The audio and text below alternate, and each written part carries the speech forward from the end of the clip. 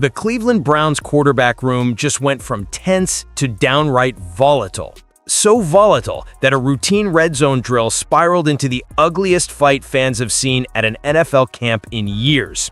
Imagine this, a quiet Wednesday afternoon in Berea. Coaches running their usual preseason script, reporters jotting notes on the sideline, when suddenly two rookie quarterbacks, both desperate to prove they deserved the starting job, collide in a way that no one could have predicted.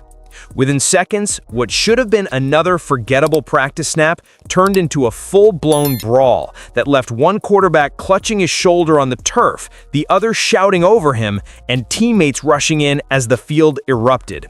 And that wasn't even the most shocking part. Hours later, the injured rookie grabbed his phone, hit "Go Live," and unleashed a string of accusations that lit up social media, exposed deep fractures inside the Browns' locker room, and left the team's owner demanding answers. How did a franchise already known for chaos manage to stumble into a controversy so explosive it could derail their season before a single preseason snap? Tonight, we're breaking down every twist, from the late hit that started it all to the viral live stream that set the NFL world on fire, and what it all means for Cleveland's future under center. What happened on that practice field wasn't just another chippy training camp moment, it was the spark that lit the fuse. During an ordinary red zone drill, Dillon Gabriel rolled out to his right on a design play, trying to shake off a rough week of interceptions. Across from him, Shedeur Sanders was lined up on the scout team defense, doing what rookies do, give the offense a live look. It should have been harmless. Instead, as Shedeur let the ball fly, Gabriel charged in and delivered what witnesses later called a late, unnecessary shot to Sanders' throwing shoulder.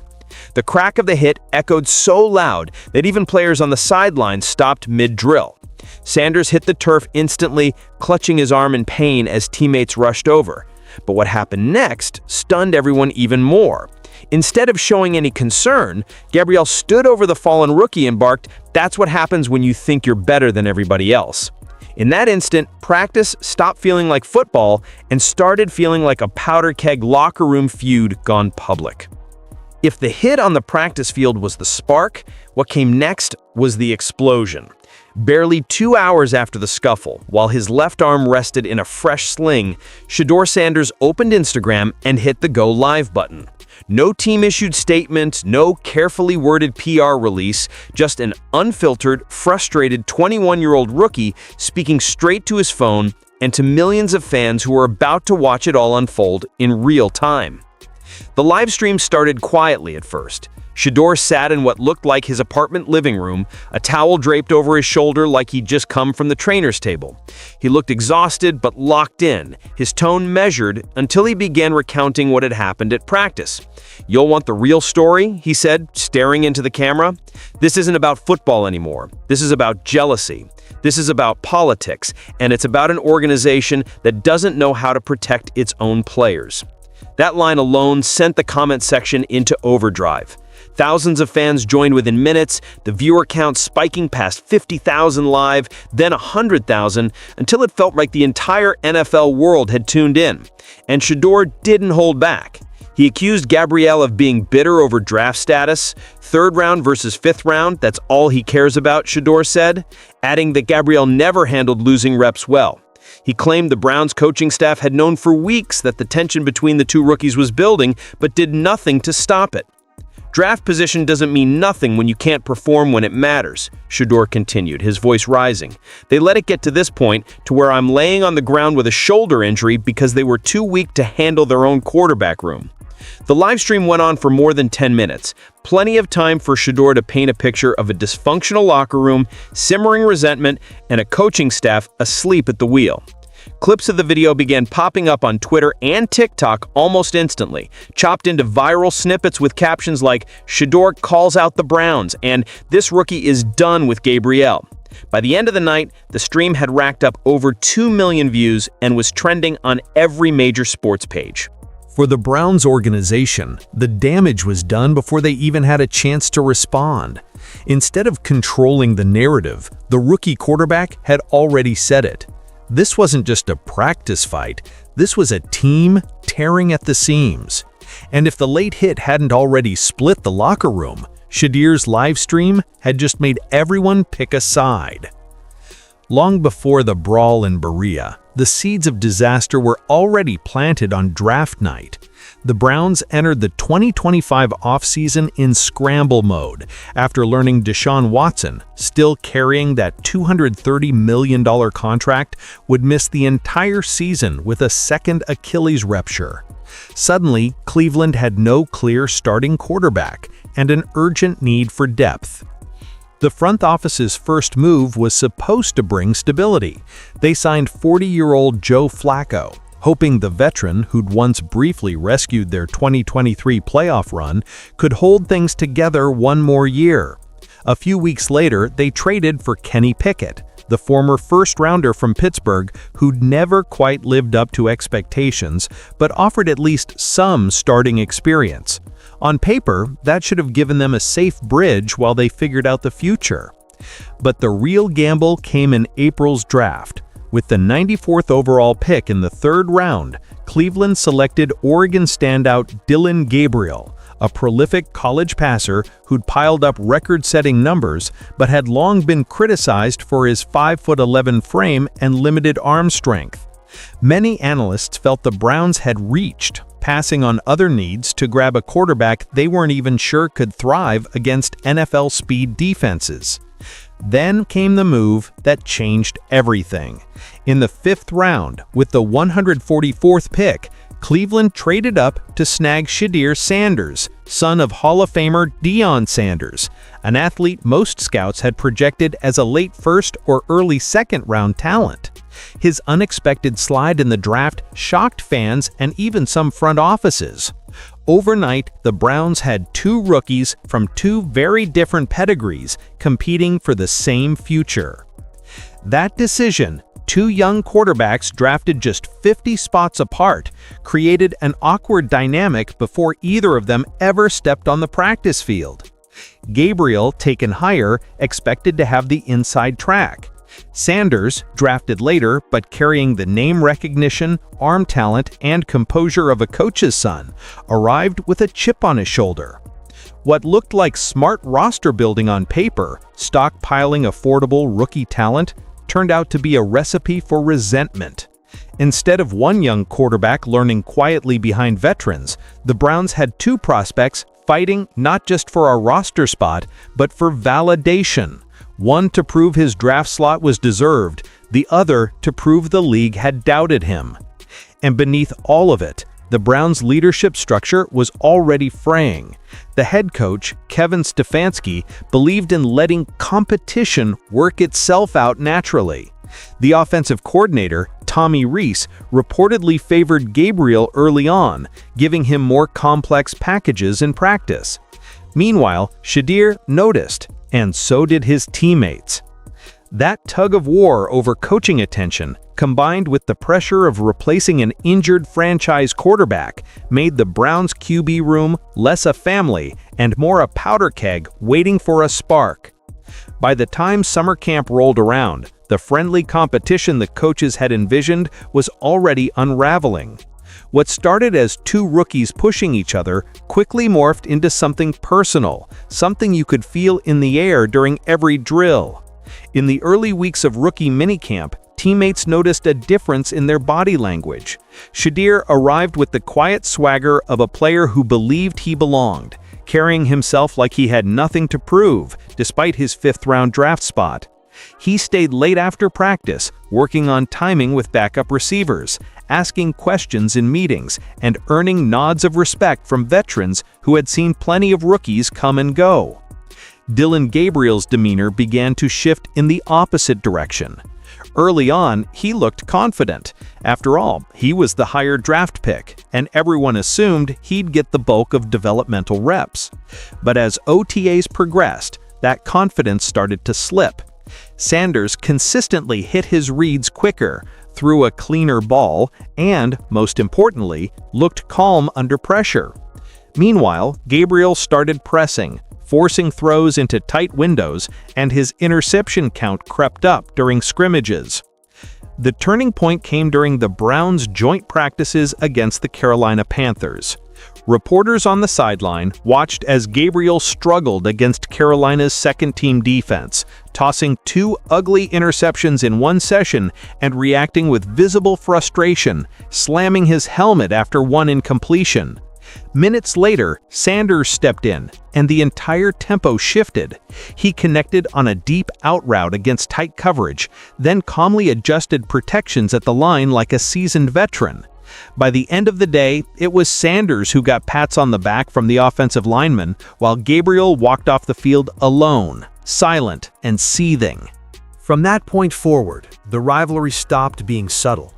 Gabriel reportedly started taking jabs in the locker room, complaining that coaches were babying Shedeur and that the media attention was skewed. Sanders didn't bite back publicly, but teammates noticed his eyes linger whenever Gabriel got extra time with the offensive coordinator. What had begun as a competition for snaps had shifted into a competition for respect. Veteran players began to sense the growing fracture. Some of the offensive linemen, guys who'd been through years of quarterback chaos in Cleveland, gravitated towards Sanders, impressed by his composure and toughness.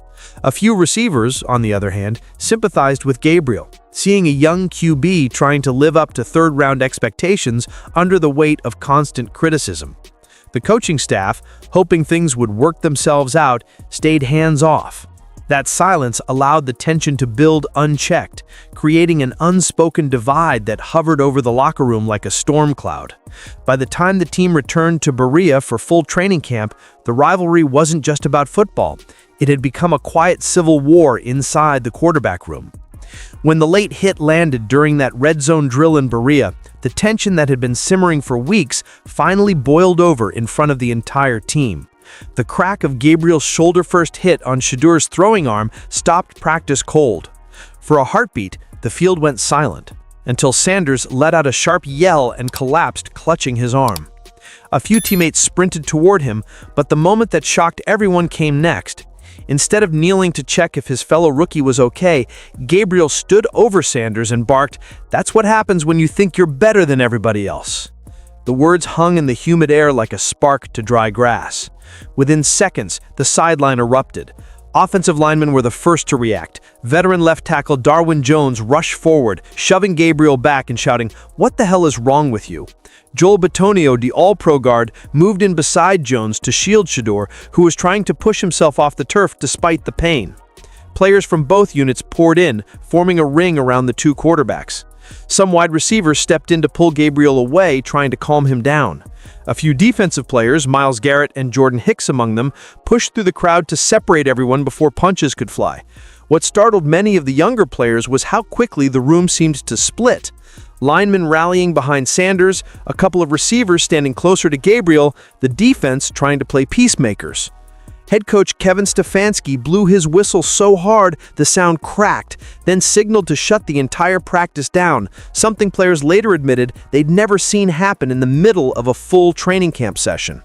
Assistants ushered players off the field, while Stefanski, his face pale, huddled with offensive coordinator Tommy Rees and QB coach Jeff Hafley near midfield. Reporters outside the gates had no idea what had just happened, but inside the facility, the damage was obvious. It felt like everybody was looking at everybody else, wondering which side they were on, one veteran later said. The quarterback competition that was supposed to unite the team around a common goal had instead drawn lines in the grass, lines that weren't going to fade overnight. As trainers rushed to Shedeur Sanders on the turf that afternoon, the Browns' quarterback controversy instantly shifted from a heated rivalry to a medical emergency. Sanders grimaced through the pain, his left arm locked against his body as the staff helped him off the field. For the young quarterback who had been making a serious push for the starting job, the timing could not have been worse. Initial sideline evaluations suggested a shoulder bruise, but the grim looks on the trainers' faces told a different story. By the time practice was officially called off, Sanders had already been scheduled for x-rays and an MRI at a nearby clinic. News of his injury spread through the locker room before the team buses even left the facility, and word leaked to reporters within an hour. The hit might sideline Sanders for weeks. That development sent a chill through the Browns facility. Sanders wasn't just another rookie anymore, he was the fan favorite, the player many veterans felt gave them the best chance at stability under center. Losing him, even temporarily, threatened to derail what little momentum the team had built in camp. Meanwhile, Dillon Gabriel's future became just as uncertain. In the hours after the incident, the coaching staff and front office met behind closed doors to discuss discipline. Options ranged from a hefty fine to a suspension, and some in the building reportedly pushed for even harsher action. The problem was that Gabriel was still their only other healthy young quarterback, and cutting or suspending him for too long would leave the team dangerously thin at the most important position on the field. As those discussions played out in private, the public backlash erupted online. Fans flooded Twitter, Instagram, and Reddit with the hashtag #ProtectShedeur, demanding that the Browns punish Gabriel and support Sanders. The posts weren't just about the hit. Many fans blamed the coaching staff for letting the rivalry spiral unchecked, with comments like, "This isn't a QB competition, it's a leadership failure." The locker room felt that pressure too. Veteran leaders like Joel Bitonio and Myles Garrett were asked by reporters to comment, and while they kept their words measured, their body language said enough. The team was rattled. Several offensive players visited Sanders later that night, reportedly to check on him and show support. Gabriel, however, kept a low profile, staying off social media as criticism mounted. When the MRI results came back the next morning, the news wasn't catastrophic, but it wasn't good either. There was structural damage and significant inflammation in Sanders' throwing shoulder. Doctors recommended rest and rehab, which would keep him off the field for at least a few crucial weeks of camp and likely the preseason opener. Suddenly, the Browns' quarterback depth chart looked nothing like it had been drawn up in April. Kenny Pickett was still nursing a hamstring issue, Sanders was sidelined with a shoulder injury, and Dillon Gabriel's status was in limbo pending discipline. That left 40-year-old Joe Flacco as the only fully healthy quarterback able to practice at full speed. For a franchise trying to prove it was past its years of dysfunction, the optics were devastating. What should have been a four-man competition for the starting role had been reduced overnight to a medical file, a disciplinary hearing, and one veteran bridge QB. And with Shedeur's sling becoming the most shared image on Cleveland fan pages, the fallout wasn't just about depth charts, it was about trust, leadership, and the future of the team's season. The fight might have started on a practice field in Berea, but within 24 hours, it was the headline of every sports broadcast in America. By the next morning, highlight shows were looping shaky cell phone clips from Shedeur's Instagram Live, while panelists argued over what his words meant for the Browns season. On ESPN's First Take, Stephen A. Smith barely let the producers roll the intro before launching into a tirade. This is the Cleveland Browns in a nutshell. You cannot have your rookie quarterbacks brawling in practice, period. Dillon Gabriel should be suspended immediately, and Kevin Stefanski should be ashamed this even got that far. Shannon Sharpe chimed in on his own show later that day. You don't cheap shot your teammate because you're losing reps. That's not frustration, that's reckless. If you can't control your emotions, you don't belong under center for an NFL team. Tweets from analysts and former players piled on. Dan Orlovsky called Gabriel's hit reckless and dangerous.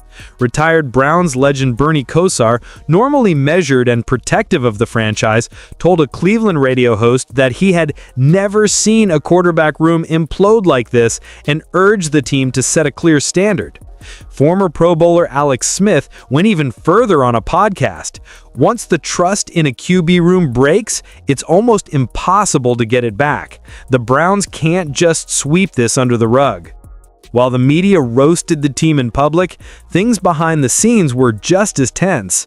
Owner Jimmy Haslam, already under scrutiny for the costly Deshaun Watson saga, reportedly called an emergency meeting with GM Andrew Berry and head coach Stefanski.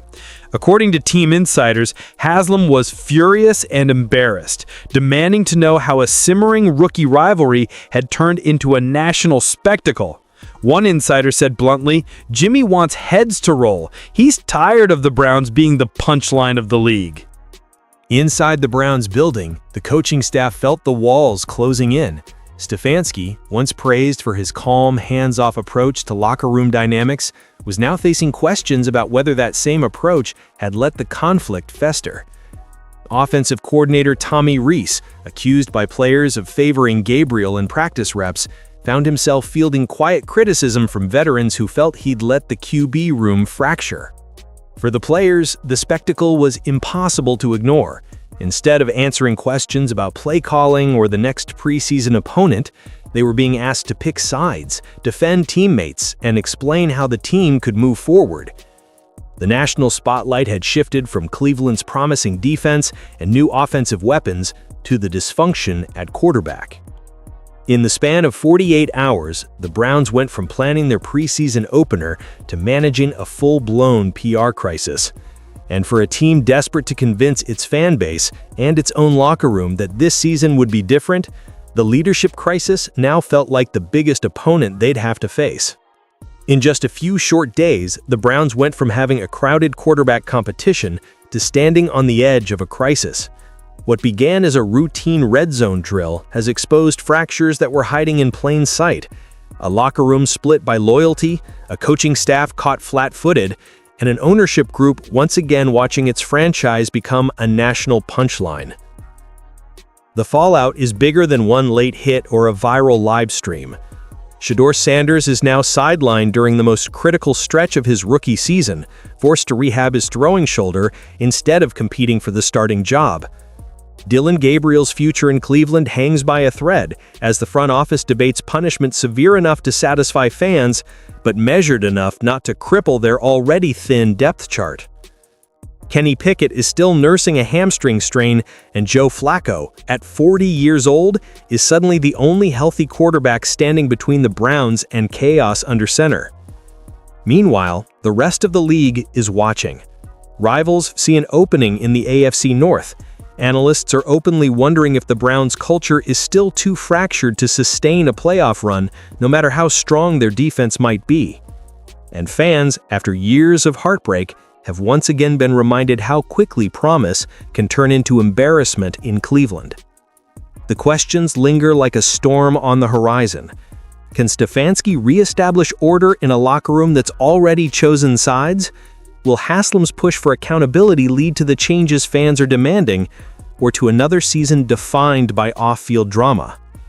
And perhaps most importantly, can Sanders bounce back from both the injury and the controversy to prove he's the leader this team needs? For now, all Cleveland can do is wait. Preseason games will be played, depth charts will shuffle, and rehab schedules will be posted on locker room walls. But the shadow of that July brawl will follow the Browns all season long, a reminder of how quickly chemistry can crack when leadership falters. One fight during training camp may not decide a team's record, but it can decide something just as crucial. Who still has the locker room's trust when the season begins? If the Browns can't answer that question soon, the real battle in Cleveland won't be fought on the field. It'll be fought inside their own walls.